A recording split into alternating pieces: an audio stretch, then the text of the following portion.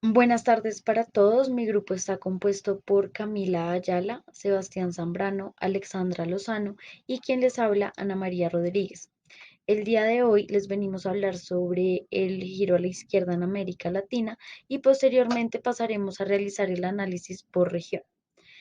Bueno, en primer lugar, podemos decir que América Latina fue uno de los primeros escenarios donde se implantaron políticas neoliberales, pero también fue la primera región del mundo en producir un proceso de rechazo a esas políticas que solo sirvieron para aumentar la pobreza, incrementar las desigualdades y debilitar a los movimientos obreros y populares en general.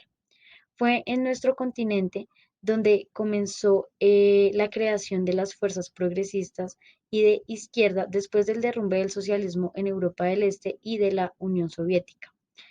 2 décadas más tarde se comienza a vivir una nueva esperanza. En un primer momento fueron luchas de resistencia frente a las políticas neoliberales, pero después de unos años se pasó a la ofensiva, a la conquista de espacios de poder. Bueno, a continuación les voy a leer una cita textual que dice lo siguiente. Una vez desarrollado un capitalismo incipiente y de penetración en algunos países de América Latina como Argentina y Uruguay, especialmente el aparecimiento de una clase obrera compuesta por inmigrantes traen consigo el aparecimiento de las ideologías socialistas revolucionarias, en algunos casos antes incluso que se desarrolle y conforme el grupo social portador de tales ideologías, ya que los inmigrantes traían consigo una experiencia social marcada por el conflicto de clases y sus correlatos ideológicos. Bueno, entonces ya pasando al análisis de Sudamérica, podemos decir que uno de los caminos que llevó al socialismo fue a partir de la Revolución Cubana en 1959, con un resultado en la lucha armada guerrillera, con un gran apoyo popular en el marco del enfrentamiento a Fulgencio Batista y al intervencionismo de los Estados Unidos, razón por la cual se dio por primera vez en la historia de América Latina y con la crisis del modelo neoliberal, agrupaciones de izquierda y centroizquierda, logrando que sus candidatos triunfen en la mayor parte de los países de la región. En la región encontramos las elecciones presidenciales de 1998, cuando triunfa Hugo Chávez en Venezuela, pero muy pronto en 2000 triunfa Ricardo Lagos en Chile, en 2002 Luis Ignacio Lula da Silva en Brasil, en 2003 Néstor Kirchner en Argentina, en 2005 Tabaré Vázquez en Uruguay y Evo Morales en Bolivia, en 2006 Michelle Bachelet en Chile, en 2007 Cristina Fernández en Argentina, en 2008 Fernando Lugo en Paraguay, que gana en segunda vuelta José Mujica en Uruguay y es reelecto con una gran mayoría Evo Morales en Bolivia. Sin embargo, es importante resaltar que aunque, eh, los gobiernos son de izquierda, su liderazgo era muy diferente, ya que en algunos países como Venezuela, Bolivia y Ecuador, el colapso o el debilitamiento extremo de la institucionalidad neoliberal condujo al gobierno y a sus líderes eh, capitalizaran el descontento de la ciudadanía, pese a no contar de inicio con fuertes partidos de izquierda. En otros, como Brasil y Uruguay, fue el acúmulo organizativo y político de la izquierda el que llevó a sus candidatos a la presidencia. Y por último, pues también podemos decir que aunque aquellos países donde el papel de los partidos políticos de izquierda fue importante, no fueron solo los partidos políticos los que estuvieron a la vanguardia de la lucha contra el neoliberalismo, sino por el contrario, los movimientos populares. Estos movimientos surgen en el marco de la crisis de legitimidad del modelo neoliberal y de sus instituciones políticas y parten de dinámicas de resistencia presentes en su comunidad o espacio local. Una vez finalizado el análisis de Sudamérica, damos paso al desarrollo de la incógnita y su posterior hipótesis. La incógnita nos dice, con base a la experiencia de gobiernos latinoamericanos en el contexto de la marea rosa, ¿en qué tipología se puede ubicar a la izquierda suramericana del momento y por qué? La hipótesis dice que a pesar de que los procesos gubernamentales de cada país son únicos, particulares y diferentes, el predominio izquierdista que tuvo lugar desde la década de los 90 hasta el 2011 se puede explicar bajo el postulado de la izquierda reformista y socialdemócrata. debido a que si bien todas las agendas de gobierno difieren en muchos aspectos, encontraban convergencia en 4 puntos supremamente importantes. El primero de ellos es en que el modelo socioeconómico del momento debía ser reformulado con un modelo de economía mixta, en donde la planificación del Estado y la propiedad privada pudiese convivir juntos. La segunda similitud que tiene relación a lo anterior es que en esta búsqueda del anhelado cambio, los diversos estados emprenderían una serie de transformaciones radicales que se materializarían en reformas políticas de diversa índole. Tal es el caso de Argentina con Alberto Fernández, donde buscan unas reformas laborales. También hay unas reformas educativas en el caso de Chile con Ricardo Lagos Escobar, con Michelle Bachelet, una reforma educativa en Bolivia, etcétera. El tercer punto que nos ayuda a entender que el predominio fue la izquierda reformista es la proliferación acelerada de programas sociales que tienen como objetivo mejorar el bienestar de los electores que los llevaron al poder. Entonces aquí hablamos de unos proyectos en donde se promovía la inclusión y la satisfacción urgente de las necesidades de la población vulnerable. El cuarto y último punto, con similitud a la socialdemocracia, es el componente del respeto a las normas del Estado liberal. Y esto se debe a que siempre estuvo presente en el giro a la izquierda sudamericano, al menos en sus inicios. Y esto se evidencia en que primero la llegada de los gobiernos claramente fue por la vía democrática, en muchos casos con unas victorias electorales demasiado amplias, e incluso ya una vez instaladas en el poder político, pues las fuerzas políticas van apelando sucesivamente al uso de mecanismos electorales que contemplan las constituciones. Esto con el fin de adoptar unas decisiones políticas. Por ejemplo, los casos de los diversos referéndums y las consultas populares que lanzaron los gobiernos de Hugo Chávez en Venezuela, de Evo Morales en Bolivia, de Rafael Correa en Ecuador, en donde sometían a votación de la sociedad unos temas, algunos críticos y algunos muy importantes para hacer reformas constitucionales y atacar estas problemáticas con políticas públicas. Bueno, ya con todo lo que es el análisis de Centroamérica, es importante iniciar hablando de los inicios del giro. Entonces, pudimos notar que la mayoría de estos gobiernos inician finalizando los años 90, comenzando los años 2000, excepto por México, que ha subido en el 2018, y por Guatemala, que ha subido antes que todos, ha subido en el 86. Asimismo, la terminación de estos mandatos se dan casi que al tiempo, o sea, duraron más o menos el mismo periodo, excepto por El Salvador, que El Salvador lo termina en el 2019, pero pues El Salvador lo comienza pues más tarde que los demás, en el 2009. Y por otro lado, Guatemala y Nicaragua, Guatemala pues lo termina en el 2012, pues no es mucho tiempo después, pero fue un periodo de tiempo pues siempre grande, que fue el primero que Dios miró. Y pues el más largo fue el de Nicaragua. Nicaragua lleva actualmente 14 años de poder ininterrumpido. Bueno, ya por otra parte, nos dimos cuenta que las propuestas o objetivos del gobierno del 76% de los candidatos era erradicar y combatir la corrupción, pero asimismo el 50% de estos mandatarios tuvieron escándalos por corrupción y mal uso de los recursos. Entonces, pues ahí se desmiente la tesis que inicialmente plantearon de que con la izquierda en el poder esto no iba a pasar, igual que con los gobiernos de derecha. Por último, es importante mencionar y destacar el fortalecimiento que tuvo los proyectos de integración y los tratados de libre comercio entre vecinos y pues entre toda Latinoamérica en general.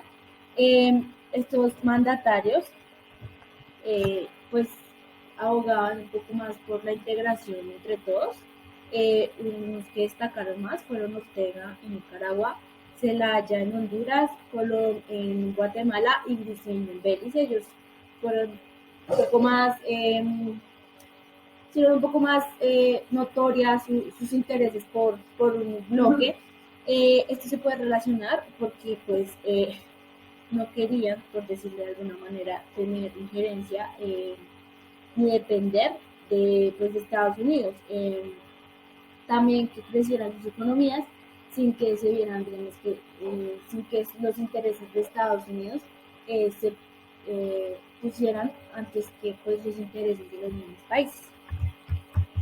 Ya como incógnita e hipótesis, nosotros planteamos como incógnita primero que la ideología conservadora del antecesor es lo que hace que surja un gobierno de izquierda. Nosotros determinamos como hipótesis que no, que esto no tiene relación, porque lo que hace que llegue un gobierno de izquierda es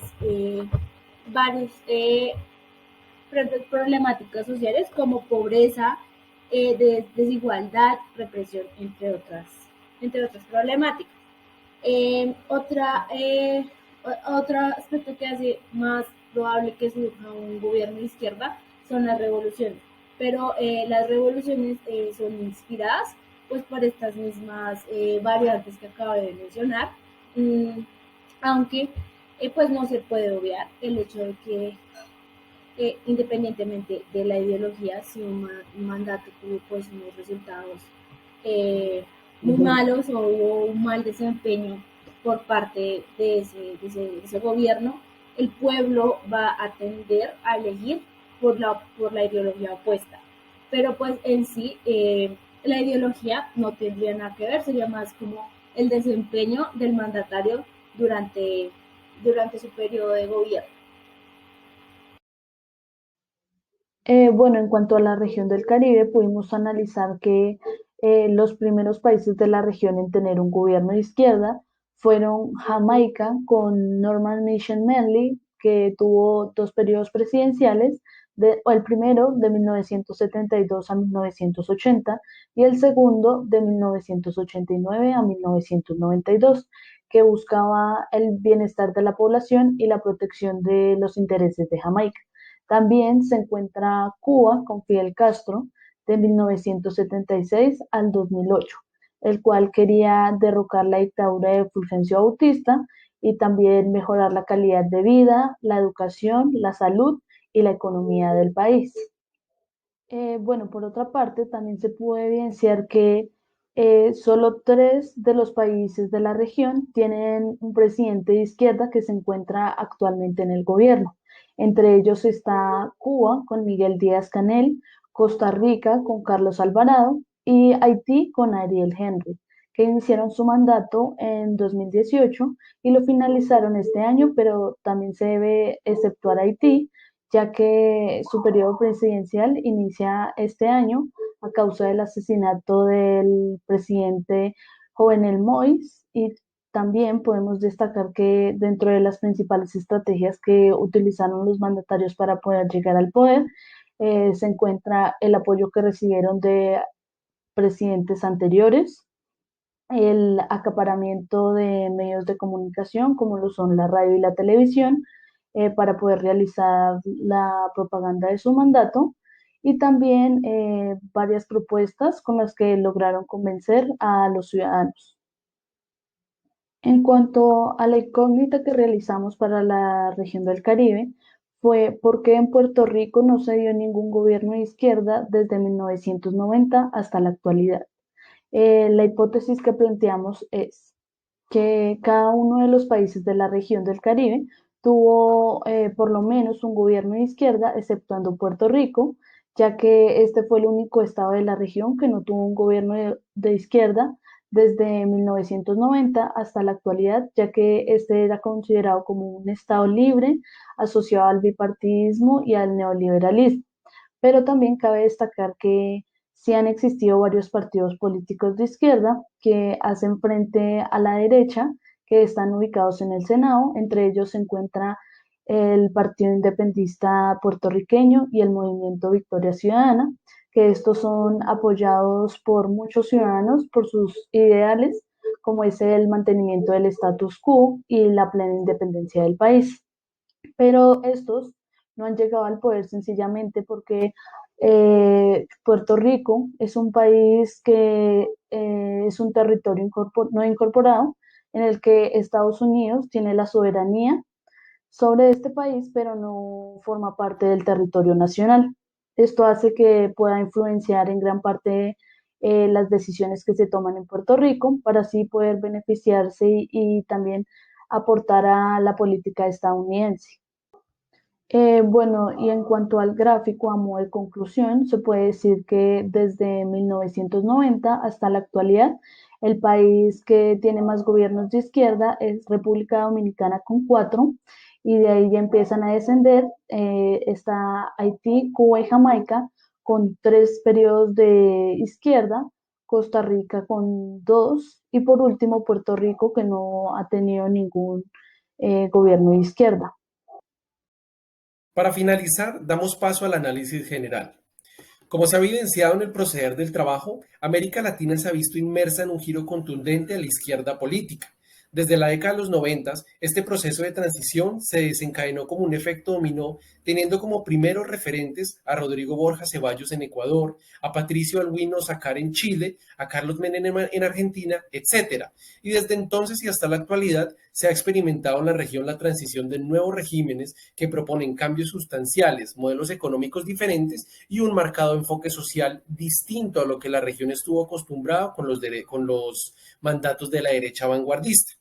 La comparativa deja en claro que un factor crucial para entender el ascenso de estas ideologías fue que en la contienda electoral se empezó a ampliar el espectro de votantes, puesto que los líderes izquierdistas, de una forma muy visionaria, buscaron colonizar estos territorios y poblaciones que la derecha había abandonado desde un momento. Por esta razón, las victorias electorales de este periodo se fundamentaron en grupos, movilizaciones, asociaciones, minorías que estaban cansadas de los antiguos mandatos y que tenían marginada esa profunda desigualdad social que se incrementaba con el neoliberalismo. El nuevo electorado fue entonces empoderado mediante el discurso y ejecutado con la movilización. Allí se demostró que su fuerza sería capaz de generar un cambio y que sus solicitudes serían analizadas y ejecutadas en un nuevo gobierno. Con lo cual puede argumentarse que más que votar por programas de izquierda, el electorado votó fue por cambios de gobierno. Para concluir, el fenómeno de la ola izquierdista tuvo bastantes aciertos en temas sociales. Tal es el caso de la reducción de la pobreza extrema, un mejor y garantizado acceso a la salud, la educación y los alimentos por parte de la población, además de unas reformas laborales que aumentaron la clase media, pero a su vez contó también con inconvenientes de corrupción, de desacatos y hasta tintes autoritarios que crearon una desconfianza generalizada al prospecto que se tenía de una nueva izquierda y que infundieron un venidero declive.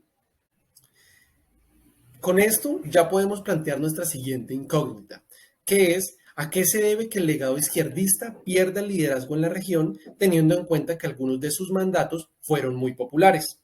La hipótesis dice que la principal razón del por qué la izquierda ha venido en declive se debe a que existe una dificultad institucional y administrativa de los partidos para renovar los liderazgos. Desde el punto de vista histórico, vemos que los primeros mandatarios de izquierda que surgen en el proceso de la marea rosa fueron personajes caudillistas, populares, supremamente fuertes, que lucharon su oportunidad en gobierno una, dos, tres y hasta 4 veces, creando así un prospecto de una única opción y un líder digno capaz de llevar las riendas de la ideología izquierdista. Prácticamente se volvieron referentes a ellos mismos de lo que debía ser la izquierda, y en pocas palabras se habla de un fenómeno de política personalista en donde en cambio de la izquierda traer a un representante nos trae a la izquierda nombre propio. Entonces esto crea un colectivo imaginario en donde la izquierda no se toma como un modelo, sino como un plan de gobierno. Ante esta situación de apersonarse del enfoque de política, se vuelve muy complicado el cambio de líderes que seguirán representando lo que era la izquierda, puesto que no existirá alguien mejor que sus pioneros, como Lula, Chávez, Correa, Kirchner, etc. Y esta falta de democracia al interior de la izquierda fue lo que contaminó este proyecto izquierdista en la región, puesto que como la misma historia lo demostró, los mandatarios del momento también tuvieron fallas. Algunos fueron inmersos en corrupción, tuvieron desacatos de autoridad, algunos tintes autoritarios y resultados negativos en sus propias políticas, lo que obligó al electorado a buscar una nueva opción, y dicha opción nunca la presentó la izquierda por falta de nuevos líderes que poco o nada tuviesen que ver con el gobierno de referencia. La mayor expresión que nos demuestra que el fenómeno existe y es real es revisar los procesos de sucesión de gobierno. Por ejemplo, el caso de Brasil, en donde a Lula da Silva lo sucede Dilma Rousseff, en Venezuela Chávez, Maduro, en Ecuador a Correa lo sigue Lenin Moreno y Argentina, Kirchner, lo sigue su esposa. Entonces aquí vemos cómo cada uno es la representación del anterior gobierno, siguiendo las mismas líneas y las mismas ideologías y posturas de gobierno.